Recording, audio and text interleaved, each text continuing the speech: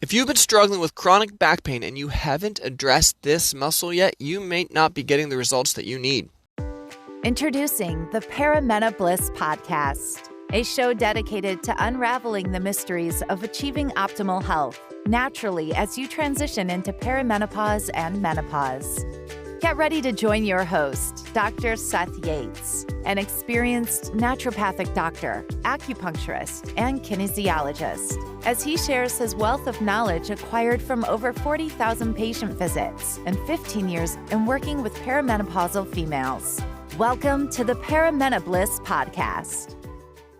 Hey, this is Doc Yates, the Perimental Bliss Podcast, brought to you by perimentalbliss.com, and today we want to discuss the importance of at least addressing and investigating the psoas muscle when it comes to back pain. So the psoas muscle, spelt with a P, P-S-O-A-S, is a muscle that plays a huge role when it comes to back pain, even for SI joint issues, because of the way it pulls on the body.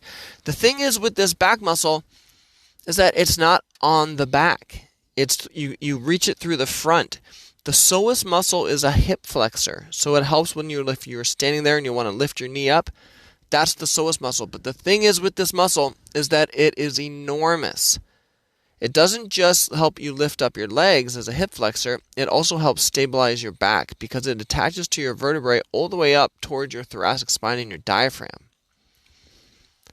This muscle, a lot of times people go in, I have pain in my back, and they go in like, I get acupuncture on my back, or I get massage on my back, or I get, any type of chiropractic work done just on my back. But if this muscle is not addressed and is playing an issue, it's like things just tighten back up again and tighten back up again. So let's go through 5 key points when it comes to addressing the psoas muscle and back pain. Number 1 is to remember that it is a hip flexor and it's a back muscle. So when you're trying to work on it, the positioning is important. Number 2, you have to access it through pushing through the stomach. And you're wondering, well, how do I know if someone hasn't worked on my psoas muscle already? If you went in for back pain and one of the practitioners was pushing in deep into your abdomen and it would have been quite uncomfortable, that's when you know they're working on the psoas. If you've gone in for back pain and they've only been working on your back, chances are no one's been doing any work on your psoas at all yet. The way that you access it by pushing through the stomach, imagine the outside of your abs, like where someone's six-pack is and then the outside edge of it. You push in from that angle at a 45 degrees towards the spine until they make contact with the psoas. And then I found the best way to release it is when you kind of hook onto that deeper muscle, you put a gentle force kind of pulling it outwards, as if you were putting like a little bit of a tension on a bowstring, and hold that. But the thing is, you have to do it in multiple points because it attaches from the bottom of the spine up to the top of the lumbar spine. So what does that mean?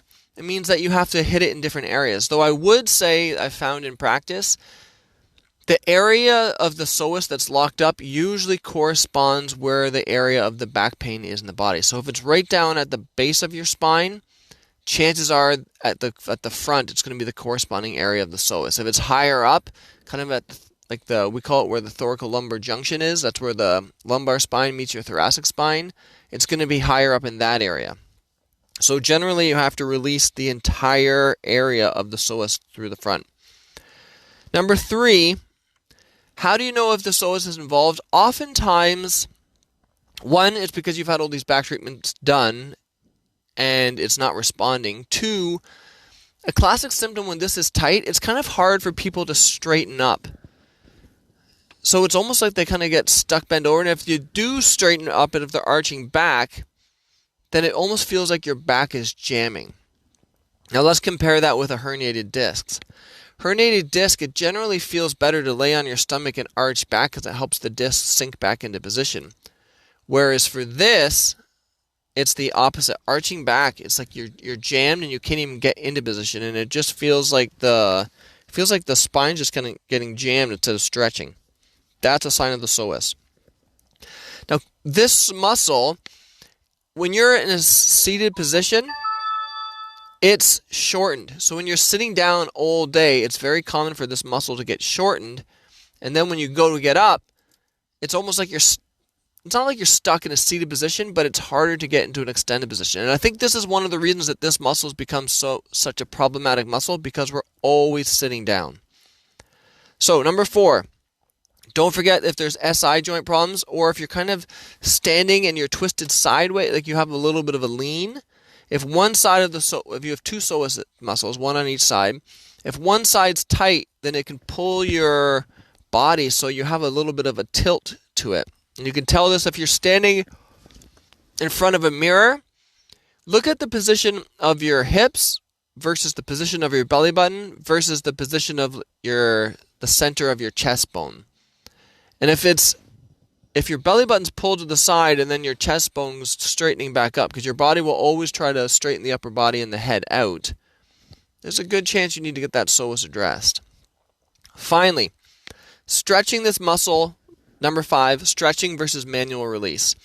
There are lots of stretches you can find online for the psoas muscle. My experience is that stretches for it are important, especially in terms of prevention. Like if I was to put together a plan of, here's the yoga for someone with a desk job, we're going to be doing a lot of stretches for the psoas. But I've found that once the psoas has a lot of tightness or trigger points in it, stretching it is not as effective. You really need that manual release. So if you have those issues and you're looking for a hands-on therapist, whether it's massage, chiro, or osteopathic, just say, do you do release techniques for the psoas muscle? And make sure you get that tried out. So I hope that was helpful. Again, if you've been struggling with back pain and you haven't looked into addressing the psoas muscle, PSOAS muscle yet, then make sure you do that. It can make a world of a difference. An absolutely huge difference. Check it out. This is Doc Yates signing off. Thank you for tuning in to the Paramena Bliss podcast.